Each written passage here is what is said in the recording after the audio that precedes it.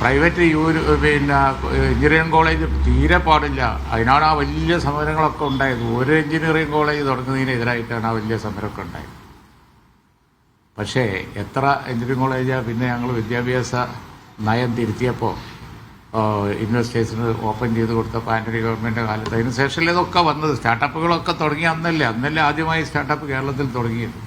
അപ്പോൾ വമ്പിച്ച കുതിപ്പ് ഉണ്ടാക്കിയത് അതാത് കാലത്ത് വന്ന UDF ഗവൺമെൻറ്റുകളാണ്. ചില ഇടതുപക്ഷ ഗവൺമെൻറ്റുകളെ നയം തന്നെ ഇടിച്ച് പൊളിക്കലായിരുന്നു. റിസോർട്ടുകളൊക്കെ പൊളിച്ചിരുന്നൊക്കെ നമുക്ക് ഓർമ്മ ഉണ്ടല്ലോ, വലിയ JCB പോയിട്ട്. അതായിരുന്നു ചില ഇടതുപക്ഷ ഗവൺമെൻറ്റുകളുടെ നയം.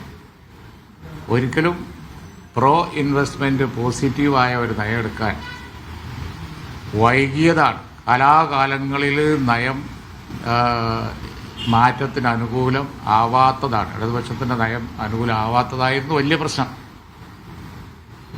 ഇപ്പോൾ നടക്കാൻ പോകുന്ന എറണാകുളത്തെ വ്യവസായ ഇവൻറ്റിൽ പ്രതിപക്ഷ നേതാവുണ്ട്, ഞാനുണ്ട്, ഞങ്ങൾ പങ്കെടുക്കുന്നുണ്ട്. പക്ഷേ ഏതെങ്കിലും ഒരു ജിമ്മിലോ എമർജിംഗ് കേരളയിലോ അന്നത്തെ പ്രതിപക്ഷം പങ്കെടുത്തിട്ടുണ്ടോ? അന്ന് ADB, വേൾഡ് ബാങ്ക്, മറ്റവരൊക്കെ വന്ന് പ്രൊഫഷണൽ ഏജൻസികൾ വന്ന് കേരളത്തിൻ്റെ ഡെവലപ്മെൻറ്റിനെ കുറിച്ച് ചർച്ച ചെയ്യാൻ വേണ്ടി വരും. ഏതെങ്കിലും ഒരു സിറ്റിങ്ങിൽ അവർ സഹകരിച്ചു. ആൻ്റണി പ്രതിപക്ഷത്തിരിക്കുന്ന സമയത്ത് അവർ നയനാർ മുഖ്യമന്ത്രിയായിരിക്കുന്ന കാലത്ത് ഈ വേൾഡ് ബാങ്കിൻ്റെ പദ്ധതികൾ വന്നപ്പോൾ ഞങ്ങൾ സഹകരിച്ചു. കേരളത്തിന് പണം കിട്ടിയല്ലേ എന്ന് വിചാരിച്ചു.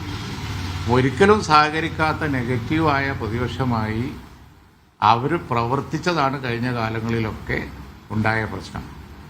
അതിലിപ്പോൾ അവർക്ക് പശ്ചാത്താപം തോന്നി, അത് തിരുത്തേണ്ടതാണ് എന്ന് തോന്നി. പ്രൈവറ്റ് യൂണിവേഴ്സിറ്റികൾ കൊണ്ടുവരുന്നു.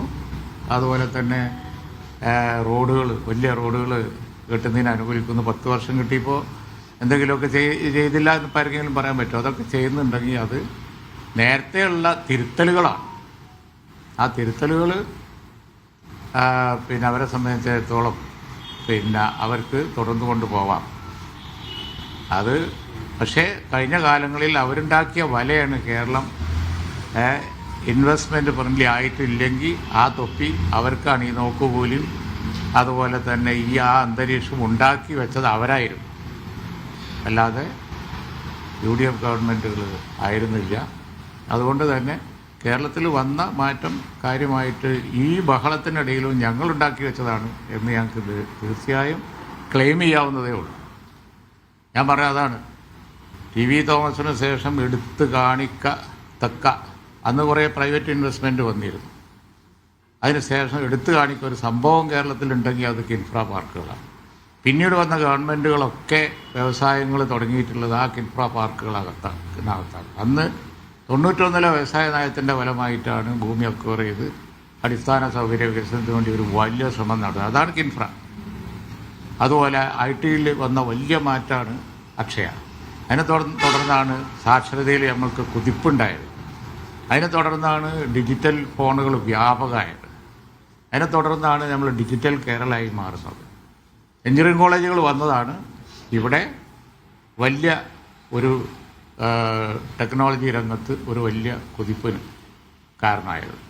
അതായത് തീർച്ചയായും ഞങ്ങൾക്ക് ക്ലെയിം ചെയ്യാവുന്നതാണ് എന്നുള്ളത് കൊണ്ട് ആ അവകാശവാദം ഞാൻ ഉന്നയിച്ചു എന്ന് മാത്രമേ ഉള്ളൂ. നിങ്ങൾക്ക് എന്തെങ്കിലും ചോദിക്കാനുണ്ടെങ്കിൽ അതിനെക്കുറിച്ച് ചോദിക്കാം. വേറൊരു സബ്ജക്റ്റ് പറയാനുള്ളത് കൂടി പറയാം, എന്നിട്ട് ചോദിച്ചോ.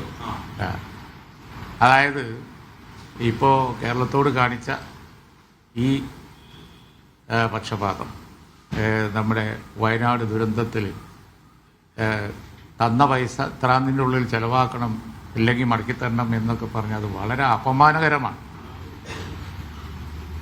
കേരളത്തെ ഇൻസൾട്ട് ചെയ്യലാണ്. അതിനെതിരായിട്ടാണ് നമ്മളൊക്കെ ഒരുമിച്ച് നിൽക്കേണ്ടത്. ഒന്ന്. രണ്ടാമത്, പ്രധാനമന്ത്രി അവിടെ ചർച്ച നടത്തിക്കൊണ്ടിരിക്കുമ്പോൾ ആളുകൾ കയ്യും കാലും കെട്ടിയിട്ട് അവിടെ നിന്ന് ഇങ്ങോട്ട് പാർസൽ ചെയ്യും, തടവുപുള്ളികളെ പോലെ. ഇതൊക്കെ വളരെ ഇൻസൾട്ടിങ് ആണ്. ഇതൊക്കെ നടക്കുകയാണ്. അതിനൊന്നും അഭിനന്ദിക്കാൻ കഴിയില്ല. അതൊന്നും അഭിനന്ദിക്കത്തക്കതായി യാതൊന്നുമില്ല. മൻമോഹൻ സിംഗിൻ്റെ കാലത്താണെങ്കിൽ മാന്യമായിട്ടാണ്. അനധികൃത കുടിയേറ്റോ അല്ലെങ്കിൽ വിസ ഇല്ലാത്തോലോ ആണെന്നുണ്ടെങ്കിൽ നമുക്ക് ഫ്ലൈറ്റ് അയക്കാലോ. എന്തുകൊണ്ട് നമുക്കൊരു ഫ്ലൈറ്റ് അയക്കാൻ കഴിയാത്ത രാജ്യമൊന്നുമല്ലല്ലോ. എന്തിനിങ്ങനെ മിലിറ്ററി എയർക്രാഫ്റ്റിൽ ഈ രീതിയിൽ നാട് കടത്തണം? അതൊക്കെ ഇൻസൾട്ടിങ് ആണ്. അത് കേരളത്തിന്, ഇന്ത്യക്ക് ഒട്ടും ഒരു വലിയ അപമാനകരമായ സംഗതിയാണ്. ഇതിലൊന്നും അഭിനന്ദിക്കത്തക്കതായി ഒന്നുമില്ല. ശശി തരൂരിന്റെ ലേഖനം സിംഗപ്പൂർ പോലുള്ള രാജ്യങ്ങളിൽ ഒരു 3 ദിവസമാണെങ്കിൽ ഇന്ത്യയിൽ അത് 24 ദിവസം, കേരളത്തിൽ 36 ദിവസം. ഇപ്പോഴത്തെ സാഹചര്യങ്ങൾ 2 മിനിറ്റ് കൊണ്ട് സ്റ്റാർട്ടപ്പ് കൊടുക്കാൻ പറ്റിയ ഒരു സാഹചര്യമാണെന്നാണ് ശശി തരൂർ പറഞ്ഞത്. അത്രയേറെ മുന്നേറ്റം ഈ നിക്ഷേപത്തിലും ബിസിനസ്സിലും മേഖലയിലും. അതിനെല്ലാം കൂടിയുള്ള മറുപടിയാണ് ഞാനിപ്പോൾ പറഞ്ഞത്. അതായത് പിന്നെ എന്ത് മാറ്റം ഉണ്ടെങ്കിലും ആ മാറ്റത്തിൻ്റെ അടിസ്ഥാന കാരണം UDF ഗവൺമെൻറ്റുകളാണ്. ആ മാറ്റങ്ങളെ തടസ്സപ്പെടുത്തിക്കൊണ്ടിരുന്നത് ഇടതുപക്ഷ നയമാണ്. തിരുത്തൽ വേണ്ടിയിരുന്നത് അവിടെയാണ്, ആ ഇടതുപക്ഷ നയത്തിനാണ്. അതിന് തിരുത്തൽ വരുമ്പോഴാണ് ഇൻവെസ്റ്റ്മെൻറ്റ് അറ്റ്മോസ്ഫിയർ വരിക. ഉള്ള മറുപടി അതാണ്. എന്ന് പറഞ്ഞാൽ ഇപ്പോൾ പിന്നെ കുറച്ചും കൂടി എളുപ്പമായിട്ടുണ്ടെന്ന് ഒരാൾ പറഞ്ഞാൽ അതിൻ്റെ കാരണം എന്ന് പറയുന്നത് അപ്പം ഇങ്ങോട്ട് വന്ന് ചാടിയതോ അല്ലെങ്കിൽ അപ്പം വെട്ടിയ ഇടിക്ക് മുളച്ച് പൊന്തിയ ഒരു കൂണല്ല കേരളത്തിലൊന്നും. കോൺസിക്യൂട്ടീവായിട്ടുള്ള വളരെ, ഞാൻ നേരത്തെ പറഞ്ഞതുപോലെ UDF ഗവൺമെൻറ്റുകളുടെ ശ്രമഫലമായിട്ട് വന്നതാണ്. അതിനുണ്ടായിരുന്ന തടസ്സം എഞ്ചിനീയറിംഗ് കോളേജ് ഞാൻ പറഞ്ഞത് ഒറ്റ സ്റ്റാർട്ടപ്പ് വരുമായിരുന്നു. എഞ്ചിനീയേഴ്സ് ഇല്ലെങ്കിൽ ഒറ്റ സ്റ്റാർട്ടപ്പ് കേരളത്തിലുണ്ടാവുമായിരുന്നു. ഇപ്പോൾ സ്റ്റാർട്ടപ്പ് വലിയ നേട്ടമാണെന്ന് പറയുന്നു. പക്ഷേ എവിടുന്ന സ്റ്റാർട്ടപ്പ് ഉണ്ടാകുക? എഞ്ചിനീയേഴ്സും ഇല്ല, ടെക്നോളജി വിദ്യാഭ്യാസം തന്നെ ഇല്ലെങ്കിൽ ഇവിടെ വല്ലതും ഉണ്ടാവുമോ? അത് തുറന്നു കൊടുത്തത് ആരാ? ഞങ്ങളാണ്. ആകെ 1-2 എഞ്ചിനീയറിംഗ് കോളേജും 1-2 മെഡിക്കൽ കോളേജും വെച്ച് കളിക്കുകയായിരുന്നു കേരളത്തിൽ. അതിനുവേണ്ടിയായിരുന്നു വമ്പിച്ച രക്തരൂക്ഷിതമായ സമരങ്ങളൊക്കെ.